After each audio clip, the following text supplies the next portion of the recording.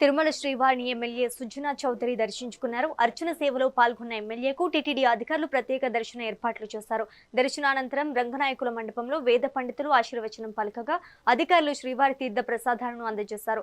తిరుమలలో భక్తుల కోసం చేసిన ఏర్పాట్లు అత్యంత బ్రహ్మాండంగా ఉన్నాయని కొనియాడారు. ముఖ్యంగా గతంలో పోలిస్తే శ్రీవారి ప్రసాదాల నాణ్యత అద్భుతంగా పెరిగిందని ప్రశంసించారు. లోక కళ్యాణార్థం ప్రపంచవ్యాప్తంగా నెలకొన్న యుద్ధ వాతావరణం తొలగిపోయి శాంతి కలగాలని స్వామివారిని వేడుకున్నట్లు ఆయన తెలిపారు. ఈరోజు వెంకటేశ్వర స్వామి అర్చన దర్శనానికి వెళ్ళడం జరిగింది. ఎంతో బ్రహ్మాండంగా స్వామివారు దర్శించుకోవడానికి అవకాశం ఇచ్చారు. తిరుపతిలో తిరుమలలో అరేంజ్మెంట్స్ కూడా చాలా బ్రహ్మాండంగా ఉన్నాయి.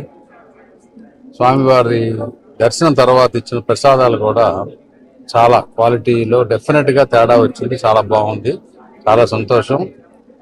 ప్రజలందరూ సుఖ సంతోషాలతో ఉండాలని చెప్పి మరొక్కసారి భగవంతుని కోరుకొని, దాంతోపాటు ఇప్పుడు ప్రపంచంలో జరుగుతున్న యుద్ధ వాతావరణం నుంచి శాంతి నెలకొల్పాలని కూడా భగవంతుని కోరుకోవడం జరిగింది.